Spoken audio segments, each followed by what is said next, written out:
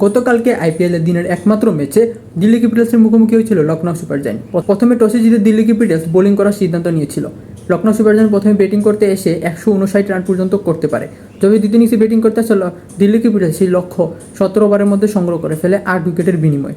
এবং এই বিশাল জয়ের কারণে দিল্লি ক্যাপিটালস এই মুহূর্তে পয়েন্ট টেবিলে সবার উপরের দিকে অবস্থান করছে এবং সেই সাথে এবারের আইপিএলে প্রায় অনেকটা নিশ্চিত করে ফেলেছে শেষ চারে নিজের জায়গা।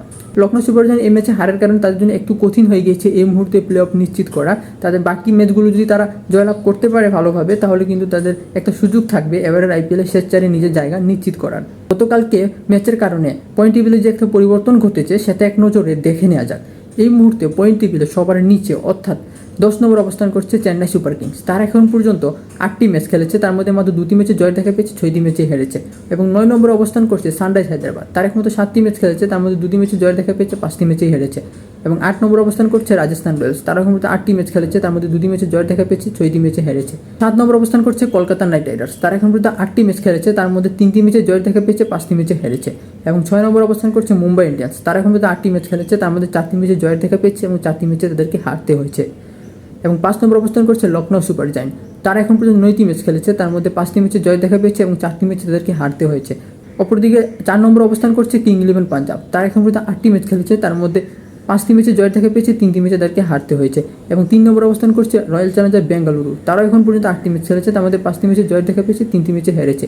এবং 2 নম্বরে এই মুহূর্তে পয়েন্ট টেবিলে অবস্থান করছে দিল্লি ক্যাপিটালস। তারা এখন পর্যন্ত 8টি ম্যাচ খেলেছে, 6টি ম্যাচে জয় দেখা পেয়েছে, 2টি ম্যাচে হেরেছে। এবং সবার উপরে অর্থাৎ এই মুহূর্তে পয়েন্ট টেবিলে শীর্ষে অবস্থান করছে গুজরাট টাইটান্স। তারাও এখন পর্যন্ত 8টি ম্যাচ খেলেছে, তার মধ্যে 6টি ম্যাচে জয় দেখা পেয়েছে, 2টি ম্যাচে হেরেছে। যদিও সমপরিমাণ ম্যাচ খেলে সমপরিমাণ জয় লাভ করেছে গুজরাট টাইটান্স এবং দিল্লি ক্যাপিটালস, কিন্তু তারপরেও গুজরাট টাইটান্স উপরে অবস্থান করছে। এর কারণ হচ্ছে নেট রান রেটের দিক থেকে কিন্তু দিল্লি ক্যাপিটালস পিছিয়ে আছে, যে কারণে সমপরিমাণ ম্যাচ জেতার পরেও কিন্তু তাদেরকে 2 নম্বরে অবস্থান করতে হচ্ছে। দিনের একমাত্র ম্যাচে আজকে মুম্বাই ইন্ডিয়ান্সের মুখোমুখি হবে সানরাইজ হায়দ্রাবাদ। দুই দলেরই কিন্তু এই মুহূর্তে প্লে অফ খেলার যে সম্ভাবনা সেটা অনেকটাই কমে গেছে।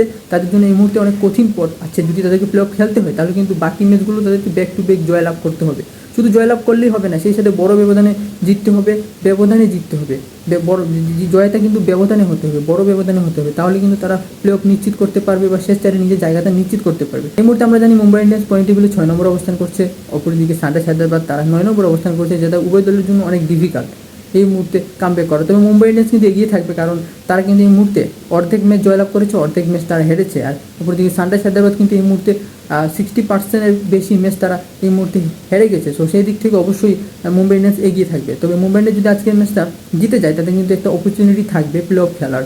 আর সানরাইজ হায়দ্রাবাদকে প্লে অফ খেলতে হলে শুধু জিততে হবে না, জিতার পাশাপাশি বড় ব্যবধানে মুম্বাই ইন্ডিয়ান্সকে হারাতে হবে।